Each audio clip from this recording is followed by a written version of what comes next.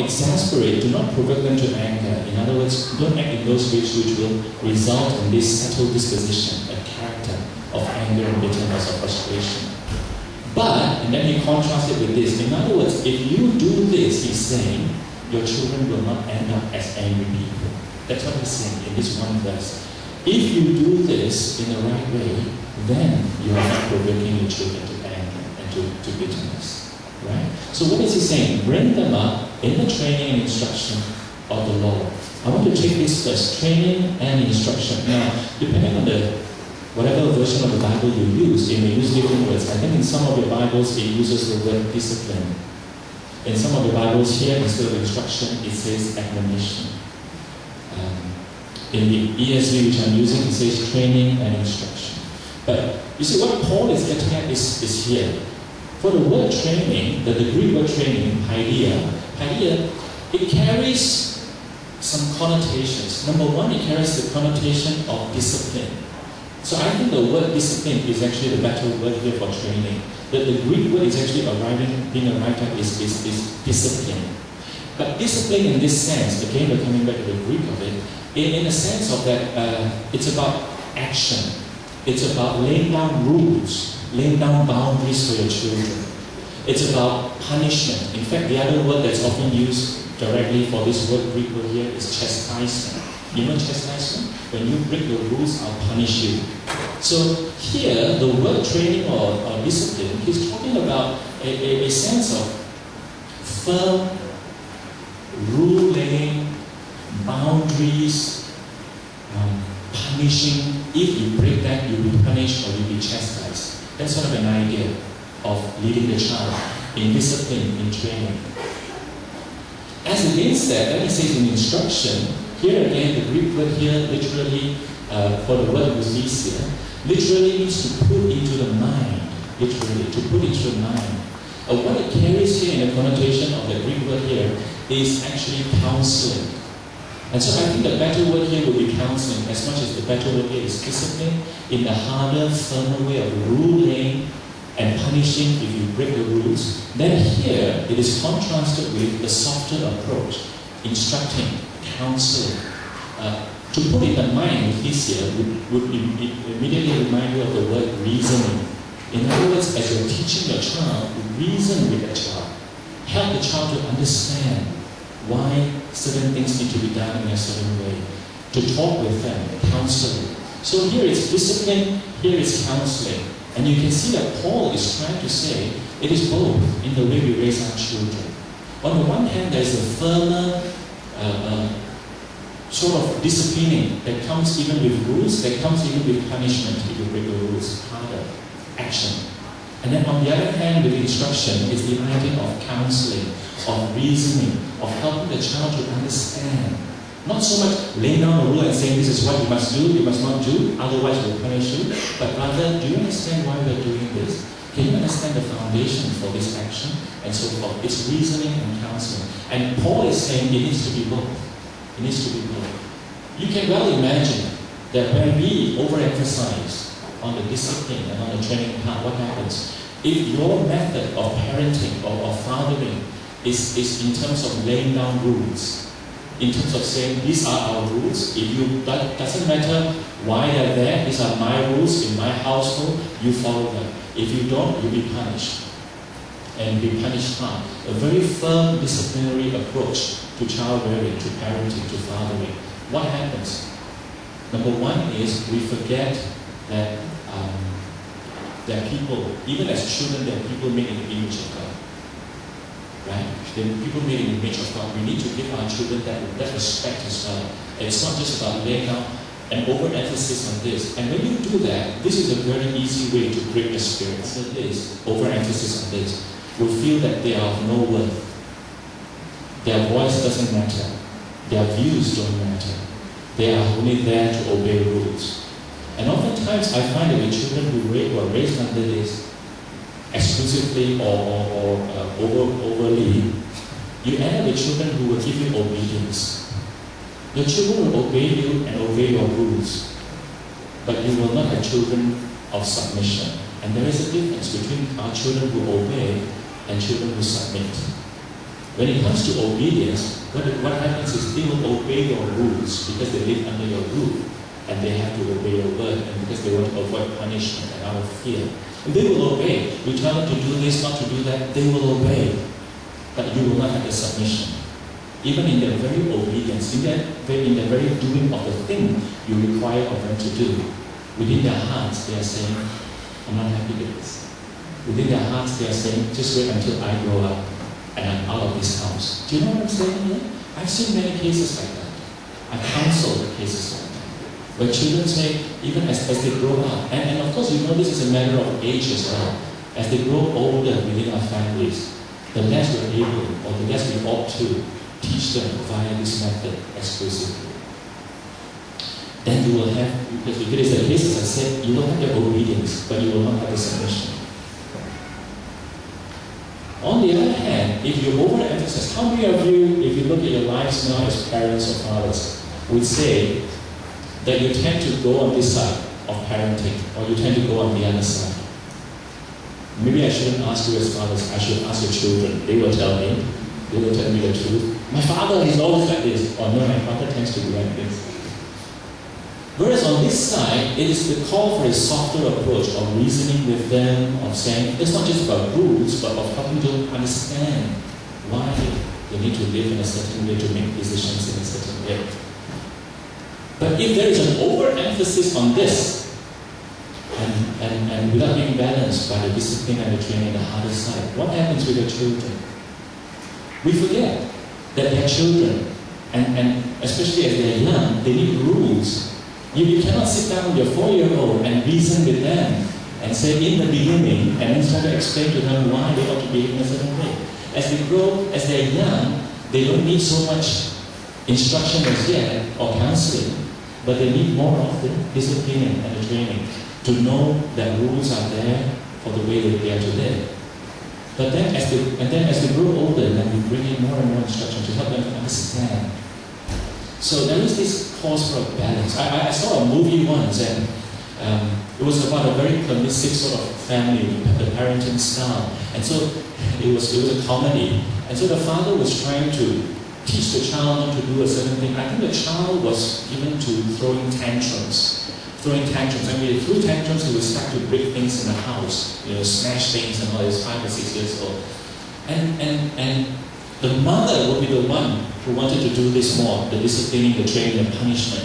The father believed in the other way, which is instruction and counseling. And so there is this scene where after the child had, in his tantrum, used a hammer and smashed the piano, the family piano, the father sits him down and starts to explain to him, now, how do you feel about smashing the piano?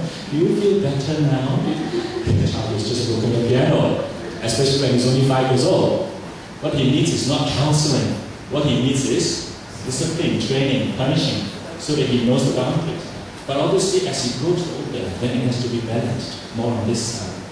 So, I think Paul is talking about that first of all. He says, as fathers, we have to be, as we are working with our children, we need to find a proper balance between discipline on the one side. The children need to grow up with rules. Yet, on the other hand, the children need to be helped to learn, to understand, to be counseled, to be heard. So that's the balance. And we need to look at ourselves and ask whether sometimes we might overly, in our way, we parent. And perhaps this is where, a couple of weeks ago, we talked about generational curses. You remember that? And I said I don't believe in generational curses. I don't think it's biblically taught. But I said I believe, though, in generational influence. That the way we live, our children will tend to follow.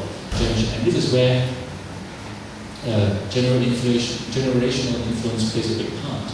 The way we, and oftentimes perhaps even in the way we father, the way we parent, it might be because of the way we were ourselves fathered and parented. The styles we learned from our own parents. So if we were brought up very much in this mode, we tend to become very hard fathers as well. If we were brought up mainly in this mode, then we tend to be very soft, and sometimes overly soft. And the children, especially when they're young, get exasperated because they're not able to understand what's going on, and at the same time there are no boundaries for them to keep to. So there's a call for this balance. But then the second one I want to bring up here is now, he says this, bring them up He says, bring them up in the training and instruction. And even in this, we can see that there is a need for a balance. It's not so apparent in English, but in the Greek. First, I want to talk about up. We are called to bring our children with us. In other words, to be involved in our lives. But the goal is always to bring them up. What do I mean by up? I'm talking about independence. The children are given to us for a certain time within our sphere of influence. And the goal of parenting there, the goal of fathering there, is to help to bring them up. In other words, to bring them towards independence. That's the idea. To bring them up towards independence, to bring them up towards maturity. Now, we're not just talking here about growing up bodily, physically, giving them food so that they grow up. But rather, it's talking about helping them to achieve that, to reach that point of maturity, so that they can make decisions for themselves. Whether it is about their spiritual life or every other aspect of their life, they are independent and able to make decisions for themselves. Maturity. That's the thing that has been got out here. To bring them up. Which is balanced then with the word bring, is the idea of involvement. Don't just leave your children to grow up, is the idea. Don't just leave them to do that. Sometimes in certain families I've seen that happens. Maybe because the parents are too busy with work, they don't have enough time to spend with the children. Or maybe because the parents have other better things to do, so they leave the job to a maid or to a domestic servant. The children themselves are not the ones doing the bringing. And here I want to stress on the word bringing, is the idea of our own personal involvement. And maybe for a lot of us as fathers, that's the big challenge here. We tend to leave the bringing, we tend to leave the involvement, we tend to leave the nurturing, the actual one-on-one interaction with our child, we tend to leave that to our wives. The mothers become the nurturers. The fathers become the breadwinners. Unfortunately, more and more, that has been happening in the society we live in. But rather, Paul is here saying, so even here we see a balance. The up here refers to the fact that our goal in parenting is to help them to become independent, mature, no longer needing to refer to us for the decision making and for their lives. Yet, at the same time, to do the bringing along, the bringing. In other words, the involvement. Not to leave it to someone else to bring them. And so here, there is still a sense that your child is dependent on you. He's dependent on you, therefore you need to be involved in his life. You cannot just let him say, leave things be and say, well, let him grow up in his own way. I don't think we do that. You know, but we are too busy, and so oftentimes we are so busy we delegate that work to somebody else, that work. Towards independent, but yet always remembering that they are dependent on us, and so we need to be involved. Again, that balance. If there is an overemphasis, say, on the up, in other words, the throwing of them into the deep waters of independence before they are ready, they will feel abandoned and forsaken. They feel that they don't have the support of the family, and they have to fend for themselves, and they're not growing up in the proper way. They just have to make their way themselves. But if there's an emphasis, overemphasis on the bringing, rather than the up, without the balance of the up, what happens? We're always involved in our children. We want to make every decision for them. We're always making them dependent on us. And sometimes we do see children like that too. Children in their 20s, in their 30s, who still somehow cannot let go because they are so dependent on their parents, especially mothers. I guess this is a case of over-mothering. Do you know what I'm talking about here? Over-mothering. And we're still so protective about that. So here Paul is saying, therefore, do not over-father in the sense of over-mother. Do not keep them too tight within you. Understand that you are supposed to be involved with them. Yes, involved with them. Guide them along, give them that. But yet always with a goal to helping them to mature, to be independent, to be able to make those decisions for themselves. And it's not an easy thing. It's not an easy thing. Some of us tend to have a more overly protective stance to the way we do parenting. Some of us are more able to say, I let go, let him swim or sink by himself, and so forth. But here is the idea of trying to achieve a balance. So I think even here, in this very simple verse, the way we bring them up, therefore, is to achieve that, always trying to seek that balance between firm disciplining and softer form of counseling, so that they help along to assert their own identity, their own understanding. And secondly, in that sense also to balance between our involvement with the children, to be there, to be a part of their support and to help them, but yet at the same time always with a goal to say that they will be able to be independent, that they can do without us, so that they can make those decisions for themselves. So there is that idea of balance. And as I said, I think most of us, if not all of us, will have to confess, we tend to fall into one or the other category. I know between my wife and me, this is what I say. I don't know if you ask my daughter after, she'll say my father's lying, it's not true. But I have a sense that between my wife and me, I tend to fall on this side. And my wife had to do more of this, which is my failing as a father. But maybe that's just the way fathers are with their daughters. Is that the way fathers are with their daughters generally? The way we treat our sons are different, but the way we treat our daughters, that's different. Would that be right? Yeah? Yeah. Somehow, as fathers towards our children, we find it harder to listen. We're more likely to be here. You know? So my wife was the one who had to do most of the disciplining and training. Which is why if you were to ask my daughter now, who loves you more? She will probably say my father. Then she will tell you I'm lying. Anyway, so there we have that. And then finally he says, bring them up, the balance then, towards dependence and independence, between dependence and independence, in the training and instruction, firm and hard, action and words. Counseling is more about words, helping them to understand, putting it in their mind. Here it's more about action, setting down rules, punishing them with the rules so that they know their boundaries to what life is meant to be, how life is meant to be lived. Bring them up in the training and instruction, and then finally he says, of the Lord. And so the focus therefore is always about making sure that the goal of our parenting is about pointing our children to God, to the Lord. I think that's clear enough for all of us as Christians in this church, that the goal of our parenting, of our fathering, is meant to be pointing our children to the Lord, to God. And here I have to confess something else to you. It's a day of confession, Father's Day. I'm going to ask the fathers afterwards to come up and confess their sins as well. So I have to confess to you, my wife became a Christian before I did. I think she was a Christian for some 3 years or so before I did. When she became a Christian, our daughter was very young.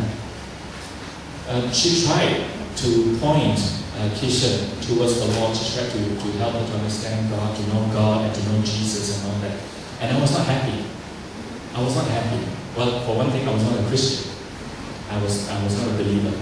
And secondly, I was not happy because I insisted to her that Keisha, our daughter, should be allowed to find her own faith when she grows up.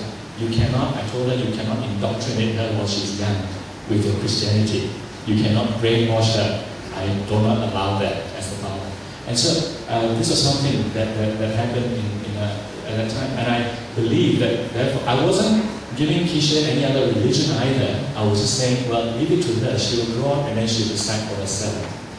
But now, looking back as a Christian, and as I learned the Word of God more, I believe that was wrong. As a